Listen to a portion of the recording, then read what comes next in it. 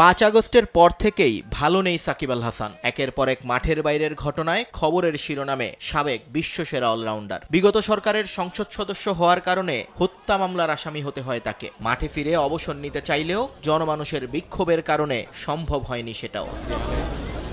এর মাঝেই আবার বোলিং অ্যাকশন নিয়েও আইসিসির নিষেধাজ্ঞায় পড়েন সাকিব আল হাসান। কিন্তু এত কিছুর পরও আশা ছিল আবারও ফিরবেন সাকিব, আরও একবার হয়তো মাঠে নামবেন লাল সবুজের জার্সি গায়ে।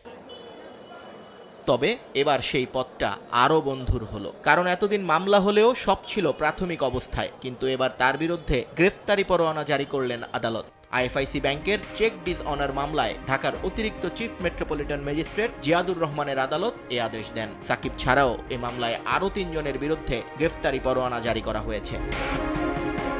মামলার নথি থেকে জানা যায়, সাকিব সহ 4 আসামির বিরুদ্ধে 4,14,57,000 টাকার ডিসঅনার মামলাটি করা হয় গত বছরের 15ই ডিসেম্বর। মামলা করেন আইএফআইসি ব্যাংকের পক্ষে মোহাম্মদ শাহিবুর রহমান। অভিযোগে বলা হয়, সাকিবের মালিকানাধীন অ্যাগ্রো ফার্ম ব্যবসায়িক উদ্দেশ্যে বিভিন্ন সময় আইএফআইসি ব্যাংকের বনানী শাখা থেকে ঋণ গ্রহণ করে। তার বিপরীতে 2টি চেক ইস্যু করেন তারা, কিন্তু চেক দিয়ে টাকা উত্তোলন করতে গেলে পর্যাপ্ত টাকা না থাকায় তা ডিসঅনার হয়।